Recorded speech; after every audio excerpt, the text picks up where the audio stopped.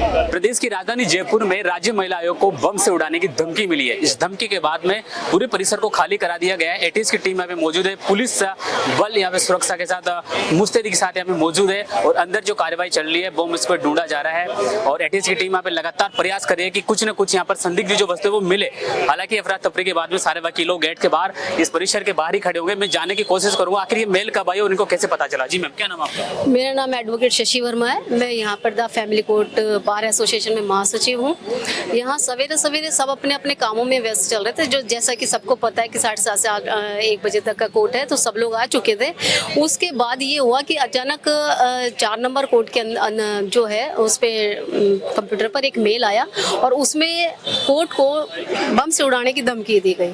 और केवल एक इस चीज़ को अफवाह मान के हम लोग नहीं रह सकते थे और इसलिए सभी पुलिस वालों को सूचना दी गई और सारे जितने भी लोग थे, कर्मचारी थे और पक्षकार थे, वकील थे, सब लोगों को बाहर कर दिया गया। और इसी चीज़ में अफरा तफरी मच गई कि ये सब क्या हो रहा है।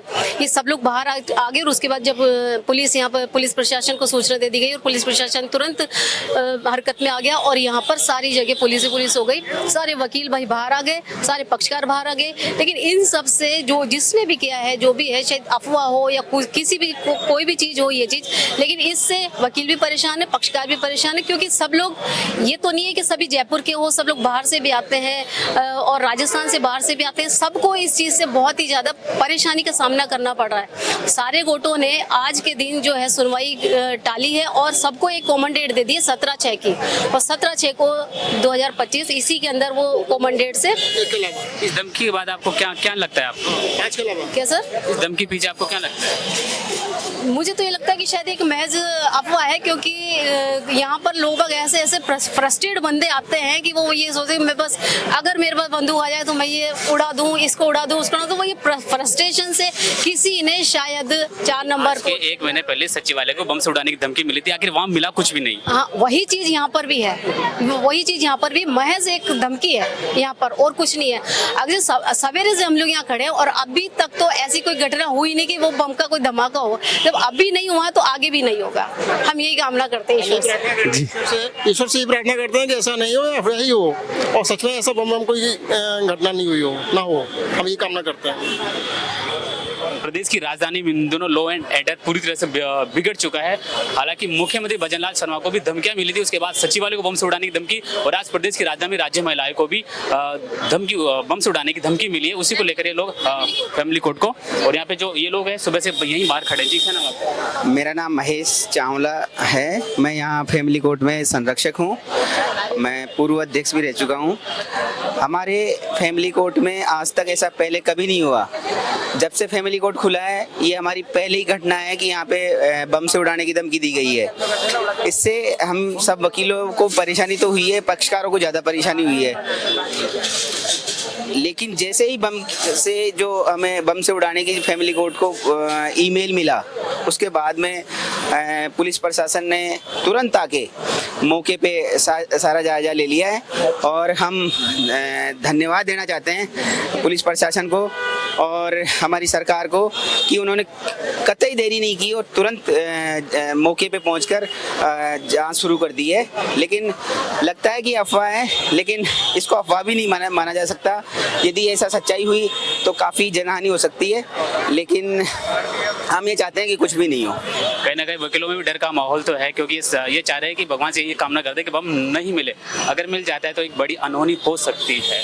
जी, संतोष सोनी एडवोकेट जयपुर से। हमारे फैमिली कोर्ट में जैसे कि लोग बहुत दुखियारे आते हैं, हो सकता है किसी प्रोसीडिंग से बचने के लिए किसी ने कोई शरारत कर दी हो, ऐसा मान भी नहीं सकते और हो भी सकता है। तो बस यही है कि हम यही शुभकामना करते हैं कि यहाँ पे ऐसा कोई घटना घटित ना हो जिससे कि जनहानि हो, सभी सुरक्षित रहें। जजेज हमारे बहुत अच्छे हैं, मगर इनके साथ में ये हरकत करी है अच्छी नहीं है। अगर किसी ने भी करी है ऐसा मजाक, गंदा मजाक किया है तो ये अच्छा नहीं है और क्षमा योग्य नहीं है। अभी आपने कहा कि ऐसा कोई भी क्लाइंट हो सकता है कि वो बम से उड़ाने की धमकी देता है। हाँ बिल्कुल हो सकता है, ऐसा भी ऐसी कोई शरारत हो सकती है कि लोग फ्रस्ट्रेट आते हैं खुशी रहने, बहुत दुखियारे लोग आते हैं, तो हो सकता है किसी की कोई प्रोसीडिंग ऐसी हो जो आज टालना चाह रहा हो तो किसी ने शरारत कर दी हो, ये हो भी सकता है। शरारत से बचने के, भाई अपने प्रोसीडिंग से बचने के लिए कोई शरारत कर दी हो। क्या मांग करते हो, अंदर कैसे जाएगी? बस हम तो ये करते हैं कि जिसने मेल किया है अगर ऐसा कुछ गलत है तो उसको उसकी सर्च किया जाए, उसको पकड़ के उसे सजा से दंडित किया जाए। मैम क्या लगता है? सर मुझे तो ऐसा लगता है कि आजकल जो हमारे देश के हालात हैं और बार बार जिस तरह की धमकियां अलग अलग जगह आती हैं, कभी कहीं, तो इस चीज़ में क्या है, हमारे जो साइबर सेल है उसको काफ़ी एक्टिवली पार्टिसिपेट करना चाहिए और देखना चाहिए जहाँ भी ये फ्रॉड मेल्स वगैरह आते हैं, धमकी वगैरह आते हैं, उनको जल्द से जल्द पकड़ने की कोशिश करनी चाहिए। बाकी फैमिली कोर्ट में तो ये पहला मामला आया है जयपुर में, और जयपुर में और भी जगह पे अलग अलग जगह पे ये धमकी भरे मेल और धमकियां आई है। पर अभी जैसे देश का माहौल भी सही नहीं है, पर इसको देखते प्रशासन काफी अच्छा काम कर रहा है, एक्टिवली काम कर रहा है, और सभी आप देख रहे हैं कि जनता को कोई भी किसी भी तरह की कोई परेशानी तो हुई नहीं है, रोड वोड सब चल रही है।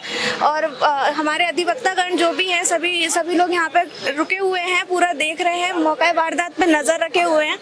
बाकी आज मेल कितने बजे आया था? सर मॉर्निंग में रिसीव हुआ है, जब कोर्ट स्टाफ आया है तो इस तरह की सूचना मिली है कोर्ट से कि अंदर उनको जब मेल आता है तो उसमें मेल मिला था, और इन्होंने एक मेल सेशन कोर्ट में भी किया है कि कोर्ट नंबर 4 में हमने इस तरह के बम का प्लानिंग की है। तो सर ये तो कोर्ट को डिस्टर्ब करने की, प्रोसीडिंग डिस्टर्ब करने का एक जरिया है, और एक डर का माहौल क्रिएट करने का कि हम ऐसा छोटा मोटा मेल करेंगे, प्रशासन को परेशान करेंगे, सरकार को परेशान करेंगे, भय का माहौल क्रिएट करेंगे।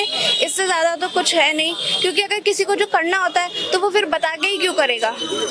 चलिए, आखिर ये अब पुलिस और एटीएस की टीमें यहाँ पे तैनात है और लगातार सर्च ऑपरेशन जारी है और ढूंढने की कोशिश की जा रही है कि वो संदिग्ध अगर यहाँ पे मिल जाता है या तो ठीक है, लेकिन जैसे भी एक साइबर अटैक हो रहा है, पुलिस इसके तह तक जाने की कोशिश जारी कर रही है। इसी को लेकर हम यहाँ पर पहुंचे। कैमरामैन ललिता चौधरी के साथ में राकेश रबाने, गोल्डन हिल, जयपुर।